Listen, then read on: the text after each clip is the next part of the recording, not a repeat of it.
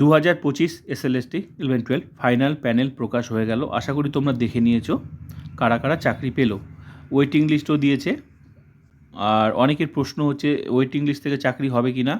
যেহেতু multiple rank হয়েছে তাই ওয়েটিং লিস্ট থেকে চাকরি হবে, বেশিরভাগ হবে, শুধু সময়ের অপেক্ষা। আমি আগেও বলেছিলাম বারবার করে যে অনেকেই মানে কমেন্ট করে বলতো একটা ফ্রেশার্সও চাকরি পাবে না। আশা করি প্যানেলটা দেখে তোমরা বুঝে গেছো যে ফ্রেশার্স চাকরি পেয়েছে কি পায়নি।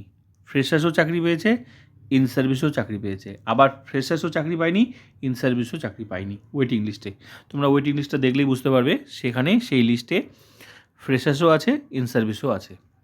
এখানে যেমন তোমরা দেখো এই প্যানেলটা দেখো, অ্যাকাউন্টেন্সি দেখো। হ্যাঁ, আশা করি তোমরা এই পিডিএফটা তোমাদের কাছে আছে, হচ্ছে 1173টা এখানে পেজ আছে। এই প্যানেল তো পিডিএফটা আশা করি তোমাদের আছে, তোমরা নিজেরা দেখে নেবে। তো এরকম দেখো, এখানে একটা অ্যাকাউন্টেন্সি দেখো, এখানে দেখো 1-2 জন।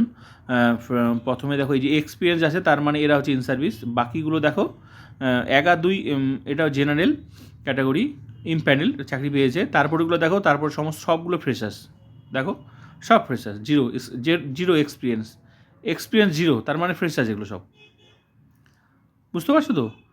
যে ভালো ইন্টারভিউ দিয়েছে সে চাকরি পেয়েছে। এখনও আবার বলছি, 9-10 তোমাদের সামনে পড়ে আছে। 9-10 জন্য সমস্ত ফ্রেশার্সদেরকে বলছি,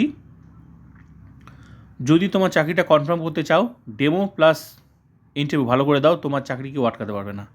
যেমন এখানে 11-12 প্যানেলে কেউ আটকাতে পারেনি, ঠিক আছে, নিজের যোগ্যতা চাকরি পেয়েছে, ঠিক তেমনি ওখানেও কেউ আটকাতে পারবে না।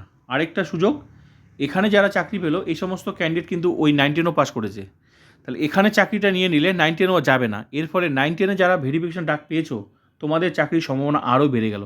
শুধু একটু খালি পড়াশোনাটা করো, ব্যাস, তোমার চাকরির সম্ভাবনা আরও বেড়ে গেল। ঠিক আছে? তারপর তো ভেরিফিকেশানে আবার অনেক ক্যান্ডিডেট বাদ যাবে, যেভাবে তোমার 11-12 বাদ গেছে সেখানেও বাদ যাবে। তো এর ফলে আরও সম্ভাবনা বেড়ে গেল, শুধু সময়ের অপেক্ষা। তো এটুকুই বলার ছিল। নেক্সট ভিডিও অবশ্যই আমি আপলোড করব তোমাদের। আশা করি তোমরা প্যানেল দেখে নিয়েছো, ঠিক আছে? এরকম করে তোমরা প্যানেলটা দেখে নিতে পারো কার কোথায় নাম আছে। তো ফ্রেশার্স, ইন সার্ভিস দুপক্ষই পাস করেছে, দুপক্ষই চাকরি পেয়েছে, আবার দুপক্ষই কিন্তু ওয়েটিং লিস্টে আছে। এখানে দেখো এগুলো আবার ইন সার্ভিস, দেখো ইন সার্ভিস আছে। তো এরকম করে ফ্রেশার্স, ইন সার্ভিস, এই দেখো এখানে ফ্রেশার্স, ইন সার্ভিস মিলেমিশে আছে, ঠিক আছে? যে যেমন পরীক্ষা দিয়েছে, ইন্টারভিউ দিয়েছে, সিলেক্ট হয়েছে।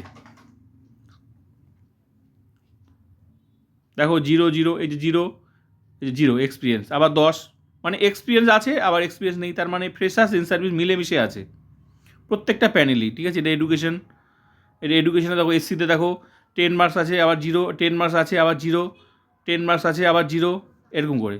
0 মানে হচ্ছে ইন সার্ভিস ফ্রেশার্স, আর 10 মার্কস মানে হচ্ছে ইন সার্ভিস।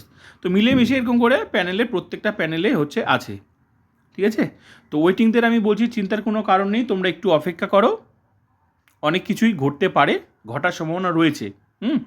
যেহেতু একই ক্যান্ডিডেট অনেক জায়গায় আছে, মাল্টিপল র্যাঙ্ক হয়েছে, তাই যেহেতু মাল্টিপল র্যাঙ্ক হয়েছে অনেক কিছু সম্ভাবনা আছে। আমি আগের ভিডিওতে বলেছিলাম যদি মাল্টিপল র্যাঙ্ক হয় তাহলে কিন্তু চাকরির সম্ভাবনাটা বেড়ে যাবে, যেহেতু কাউন্সিলিংগুলো অনেকগুলো হবে, একটা ক্যান্ডিডেট অনেক জায়গায় আছে, তা চাকরি তো একটা জায়গা থেকে নেবে না, তো যে জায়গাটা থেকে নেবে আর যে জায়গাগুলো ওর র্যাঙ্ক আছে ওই জায়গাগুলো তো খালি হয়ে যাবে। এর ফলে ওই জায়গায় ওয়েটিং লিস্টে ওর পরে যে আছে সে কিন্তু চাকরিটা পাবে। তো আশা করি সেটা সময় বলবে কথা। তো বেশি কথা আমি বলছি না, প্যানেল তোমরা দেখে নিয়েছো, শুধু অপেক্ষা করো। আর নেক্সট ভিডিও অবশ্যই আমি